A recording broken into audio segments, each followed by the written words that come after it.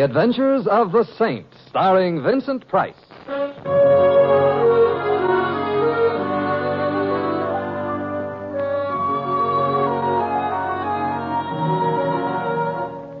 The Saint, based on characters created by Leslie Charteris and known to millions from books, magazines, and motion pictures. The Robin Hood of modern crime now comes transcribed to radio, starring Hollywood's brilliant and talented actor Vincent Price as the Saint. Coming. Good morning, Templar. Get you out of bed? Well, You young fellows stay out too late, get up too late, and no exercise. Flabby, every one of you. It's only that my rowing machine sprang a leak a little while back. Rationalization. Well, they're rationing everything these days. Come in, Mr. You know me, Templar Barnhart. Buzz Barnhart. I used to see you at the frat house when you were at State. The grip, brother. What? Oh, yes, the grip. As if I could ever forget. How does it go again, huh? If you're trying to joke, Templar, there are two things I never joke about. The university, the fraternity. Won't you sit down, Mr. Barnhart? Buzz. You played football, didn't you? Football? I was before your time, Templar, but my old jersey still hangs in the frat house. The one I wore when I scored the touchdown against Michigan. All-America in 1926. And in 1926, football was football. Remember that. Football was football.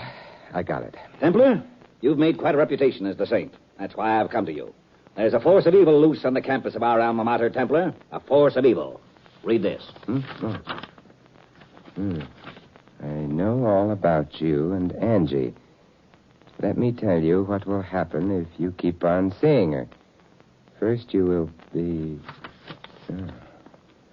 This was written by a very sick mind, Mr. Barnhart. Obviously. A poison pen note. And I have reason to believe that every man showing interest in Angela has received one. Oh, who is Angela? My daughter. And a senior at the university.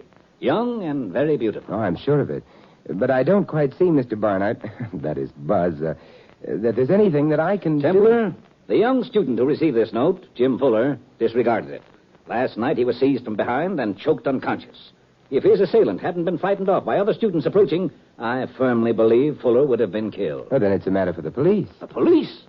Templar, the police, let alone not being state men, are not even university men. You see how impossible it is? But I still don't see how There is no higher duty than the duty we all owe our alma mater. Though we may wander far, when she issues a call, we must answer. Templar, her reputation is threatened. She needs you. Buzz, for university, for fraternity, the grip. The grip, brother. Oh.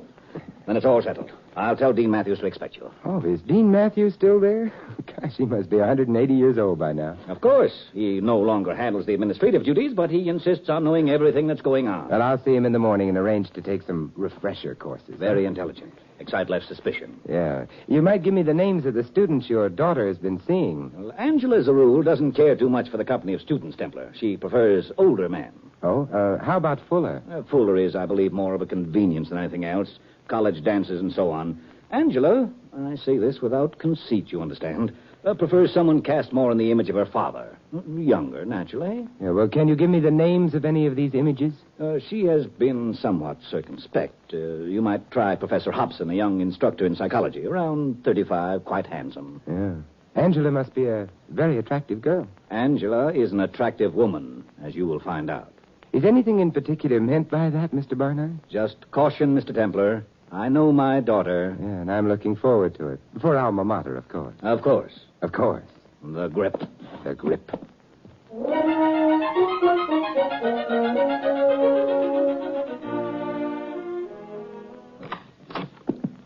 Good afternoon, Dean. My name is... Come in, Templar. How's that? I never forget a face. Never. Understand you're coming back with us again. Well, in a way, yes. Good. Finish the job this time, my boy. Graduate. Make up your mind to it, and you'll do it. Dean, I think you have me confused with... Nonsense. I remember you perfectly. Left here last semester, didn't you? As a matter of fact, Dean, I graduated from this fair tower of learning quite a number of... Well, a fair number of years ago. The reason I'm here just now is to audit a few courses, any courses, in connection with an investigation I'm making for Mr. Barnhart. But I understand all this. Oh, good. I understand your needs exactly. Fine. Angela Barnhart is a very interesting young woman. But now, don't tell me you've received a note, too. How's that, young man? Nothing, sir. Now, about those courses, Dean. My assistant will arrange things with the registrar. I know exactly what you want. Oh, splendid. And this semester, Templar, make up your mind to buckle down to work. No more cutting classes. A job worth doing is worth doing well. Dean, Assiduity, stick-to-itiveness, and a constant image before you of your parents' proud smile when you bring home that diploma. You touched me. Study hard, think straight, and resolve to be the kind of a success which in later life will enable you to contribute generously to the alumni fund.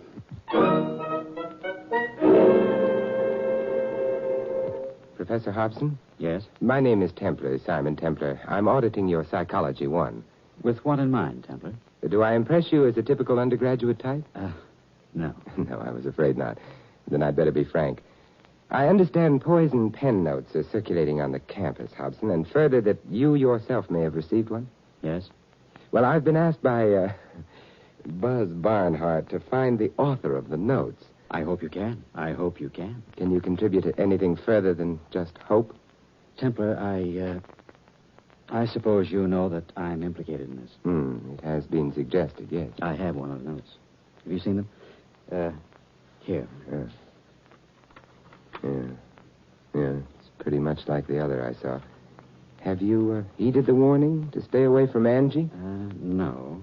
Or rather, Angie hasn't stayed away from me. That sounds egotistical, but then you don't know Angie. Or do you? No, I'm still looking forward to it. Don't. I still don't know how this thing got started, Templar. Every young professor gets a certain amount of flattering attention from the co-eds, but this is different, vastly different. Angie's a woman, tremendously attractive and tremendously evil. You really feel that? Yes. No. No one that young is evil. Will give them time. Angie is twisted, badly so. Her family, her father... Oh, I can't even be objective enough about the girl to analyze what's wrong. Have any ideas about the author of the notes? No. Someone badly neurotic, perhaps dangerously neurotic, that's obvious. Total lack of adjustment to realities. Perhaps these traits are apparent on the surface. Perhaps not. It could be anyone. Well, you make my chances of finding him or her appear rather gloomy, Hobson. Why not? A neurotic, a psychotic in college ranks these days, we turn them out on an assembly line. I'm somewhat of an escapist, Templar. I sought a professorial post as a refuge, a serene and lofty observation point. Let others compete, struggle, become ulcer-ridden, not for me. Well, you could have chosen a better historical period. Any historical period. Have you any idea what goes on in a university today, Templar? Just last June, we graduated most of our veterans. We got back to normalcy. 6 months later, 9 out of every 10 men in college are 1A. Now try instilling the old college spirit in these boys. Try getting them to study their homework so their mothers will be proud of them. Try getting them to conform to the nice, conservative, moral standards which prevailed when you and I went to college. Well, happily, I don't have to try. I only have to catch someone who's been writing letters. Do you have any ideas about anyone else who might have received one of these Valentines? You know about young Fuller? Yes. Mm-hmm. Well, you can't really count him anyhow. Try our esteemed football coach, Buddy Ritko. A football coach hasn't enough worries? He has to go out and choose more? You don't choose Angie, Templar. She chooses you. Oh, I see. Well, thanks for your help, Hobson. And I'd be a little careful about walking around alone after dark till this thing is cleared up. You might be in danger. Unless, of course, I was the author of these letters. Well, there's always that possibility, yes. In any case, I wish you success. In any case? In any case. The ivory tower has come crashing down. This bruised and soiled occupant has no further distance to fall. Well, see you in class, Templar? Oh, if I don't get hurt in football practice, yes. Oh, yes. Our Mr. Ritko, a character builder. A character builder? Or a winning football coach? He combines the aggressiveness of a hungry shark with the ethics of a professional stool pigeon. A winning coach. See you in class, Professor.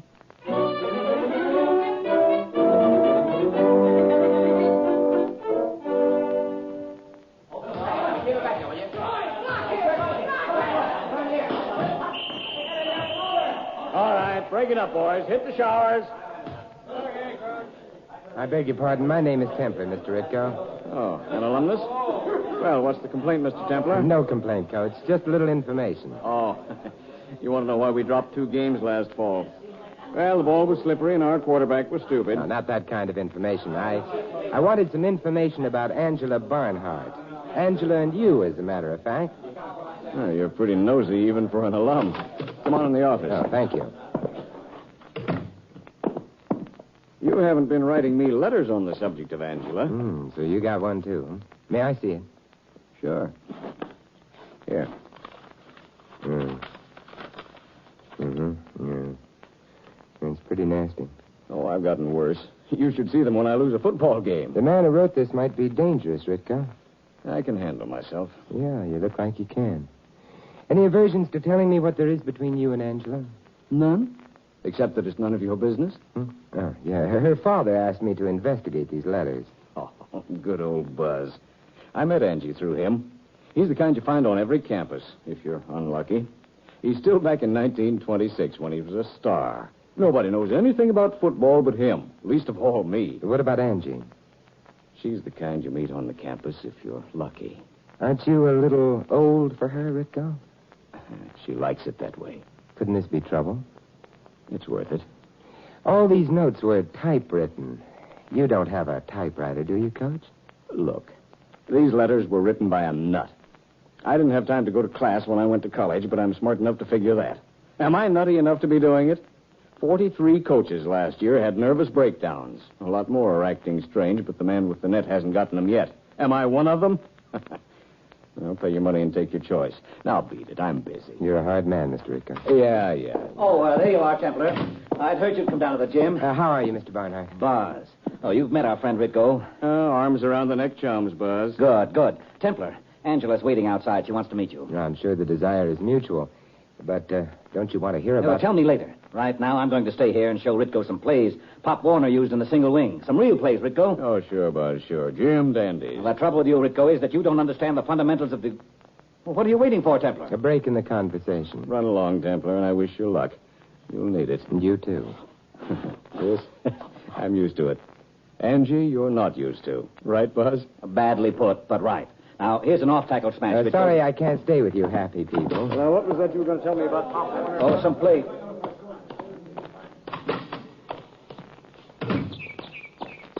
You would be Simon. Yeah, and you would be Angie. Yes, you very definitely would be Angie. Heard a lot about you, to coin a cliche. And now what do you think? I don't know you well enough to tell you. Well, then let's get better acquainted. Come on, walk me to class, Simon. I hope it's a long walk in a short class. You're very smooth, Simon. Lots of practice? Yes, you've had lots of practice. Don't you think we'd better talk about the letters, Angela? We must. I don't consider them particularly important. They're ugly and they're stupid and they're written by a man. That's all I know. Why are you so sure they're written by a man? Because they're ugly and stupid? Yes. But not you, Simon. Not you. Angie, I've been looking for you. Oh, hello, Jim. Jim Fuller, Simon Templar. Oh, how are you, Jim? Great. You work fast, Mr. Templar. Now, don't make a scene, Jimmy. Scene? What do you expect when you practically push my face down in the dirt and rub my nose in it? No one's asking you to keep bringing your face around, Jimmy. Angie, Go away, Jimmy, go away. All right, Angie, I'll see you later, maybe. Wasn't that a little cruel? Jimmy's a child, really a And child. you're pushing 70, of course. Don't talk down to me, Simon. And don't try to erect any barriers by talking about my age.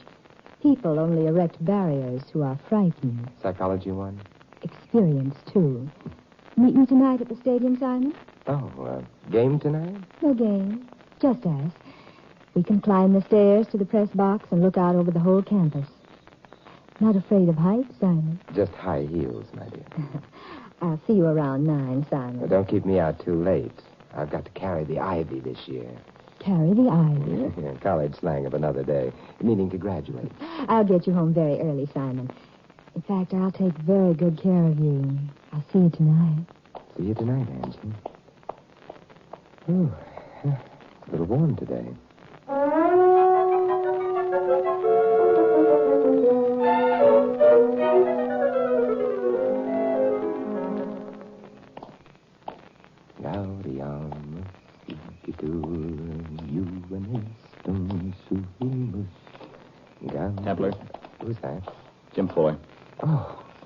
How are you, Jim?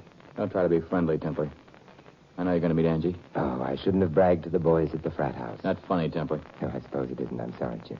It's all right. I don't count. I'm worried about Angie. Oh, come on. We can talk as we go, Jim. It's not natural to be like she is. Give you a rough go? Not only me, all men. It's kind of like she's revenging herself on him for something. Well, how about this, this preference for older men? That's her pattern. Hobson, Ritko, you, and a lot of others. Mm-hmm.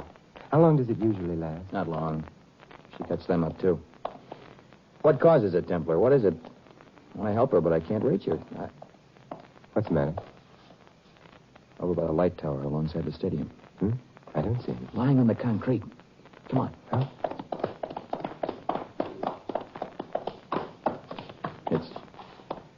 It's a man. Yeah, it was a man. Before he fell from a long way up. Who is it? Better not look, Jim. It's pretty nasty. Professor Hobson. Hobson? What happened to him? He fell or jumped or was pushed. Whatever it was, he won't be able to tell us. He's dead? The ivory tower has come crashing down. Looks like the writer of these letters wasn't fooling Jim. Find Angie and take her home. I've got work to do.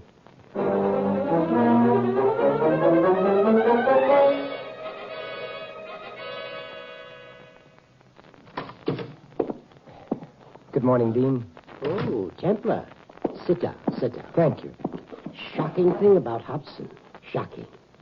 Accident, of course. What makes you think so? My dear fellow, Hobson was one of our professors. How could it be anything else? Dean, do you think he was climbing light towers at the stadium just for exercise? Officially, yes. Actually, no. But whatever it was, I don't want to know. I mean, well, the good name of the university, Templar.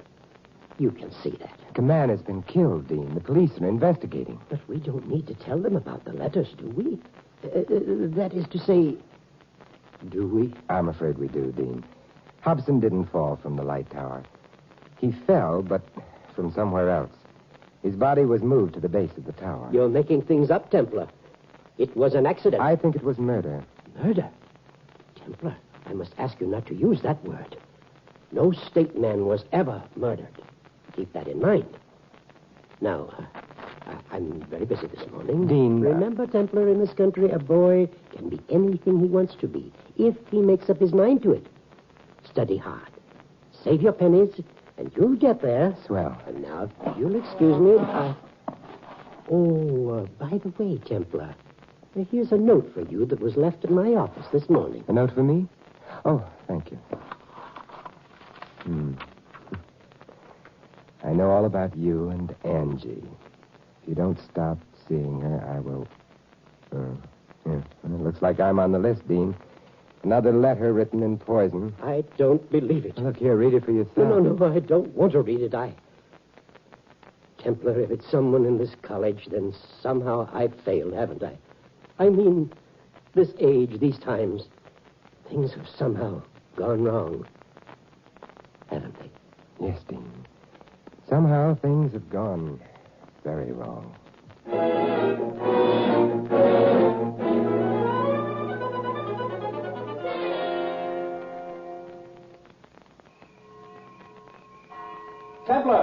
Templar, wait up.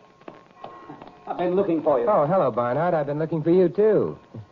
I got a little note this morning, dripping with venom. No. There's a force of evil loose on this campus, Templar. You've got to find it, and quickly. Spring football practice starts next month. Oh, we'll clear it up before then. Tell me, how's Angie taking Hobson's death? Well, how should she take it? What was Hobson to her? More than a friend, I should say. True, but Angela's not for brooding. She wanted me to remind you that you didn't keep your date last night. Hardly. She said she would be at the same place tonight. Didn't tell me where, but I guess you'd know. Yes, I suppose I would. Fine girl, Angela. You're lucky that she singled you out for attention. She has, you know. You're very lucky.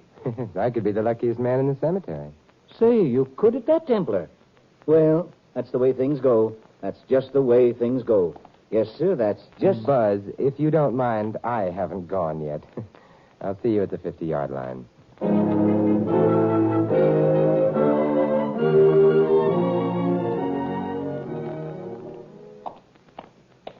Hello, Mr. Templer. Jim. Huh, it seems I meet you at the same spot every night. I know you're going to meet Angie. I followed her, and so I go up to the press box. You seem to get around, Jim. Now, tell me something. Where did you find Angie last night after I told you to get her and take her home? She wasn't up in the press box. No. She was coming from the other direction. I'm glad. Why? You think Professor Hobson jumped from the press box? Jumped? No. Would you do me a favor, Jim? Wait at the foot of these stairs. Don't let anyone come up. Will you do that? Why should I? Because I think I can solve this thing tonight. Is that reason enough? Oh, sure. Good. Wish me luck. Huh? Not with Angie. Just luck. See you later, Jim.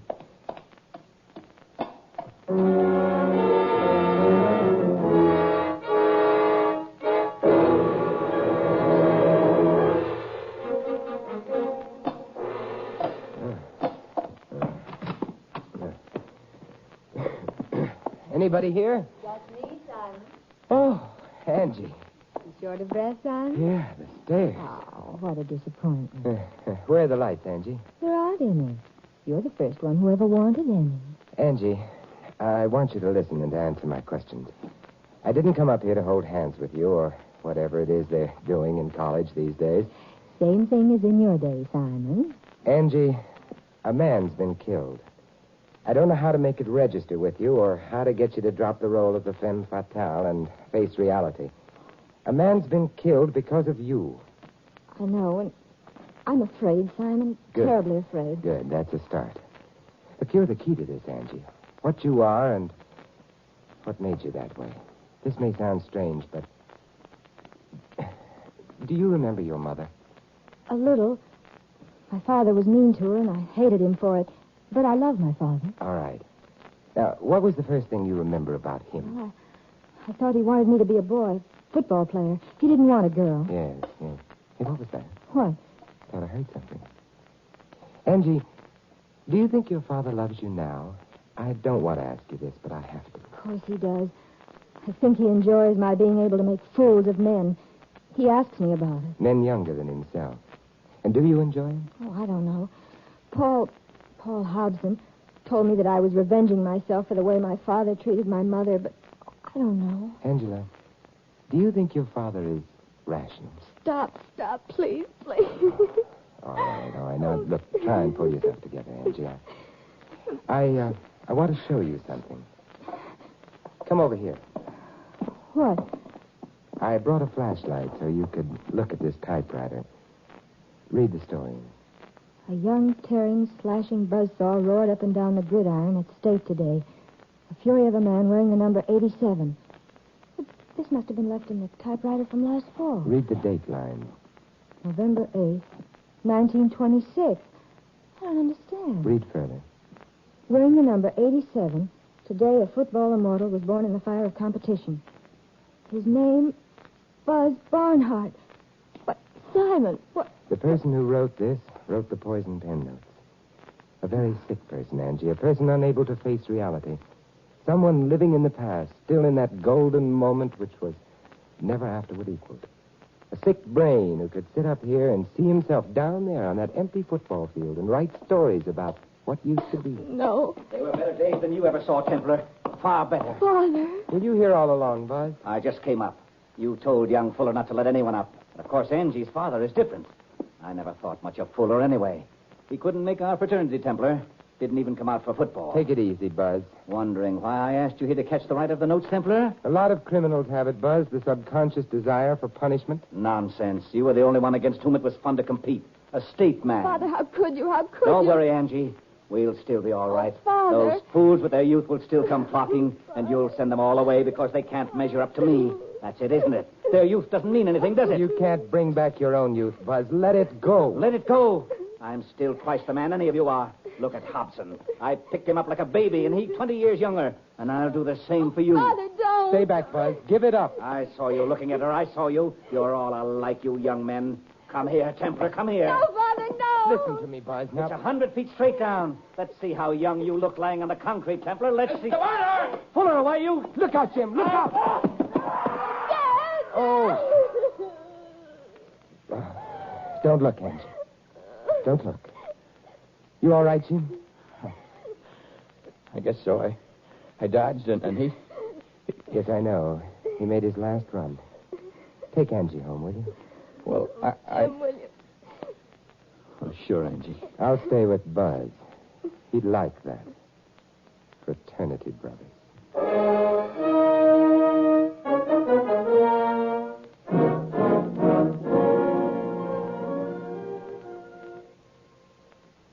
Templar, I want to congratulate you on the way you've handled this thing.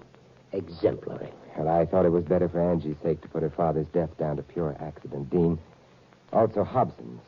Not the truth, but there are times to look the other way. Exactly. Times to look the other way. Very well put. And, of course, who are we to say that they weren't pure accident? Both of them. Dean. And I'm not at all sure that Barnhart's mind wasn't sound as a dollar. After all, wasn't he All-American Dean. and chairman of our alumni fund? What more proof do you want? All right, Dean. It never happened, any of it.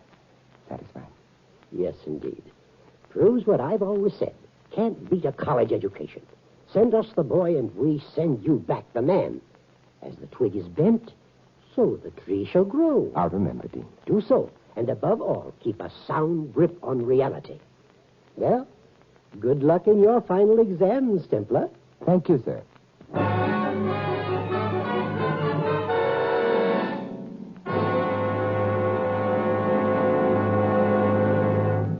You have been listening to another transcribed adventure of the Saint, the Robin Hood of modern crime. Now here's our star, Vincent Price. Ladies and gentlemen, in tonight's cast, you heard Mary Shipp as Angela and Ed Begley as her father. Earl Ross was the Dean, Whitfield Connors Hobson, Fred Shields Ritko, and Lamont Johnson Jim. This is Vincent Price inviting you to join us again next week at this same time for another exciting adventure of the Saint. Good night. Tonight's script of The Saint was written by Dick Powell. 3 chimes mean good times on NBC. This afternoon, be sure to hear The Big Show, and Theater Guild on the Air presents The Fallen Idol with Walter Pidgeon on NBC.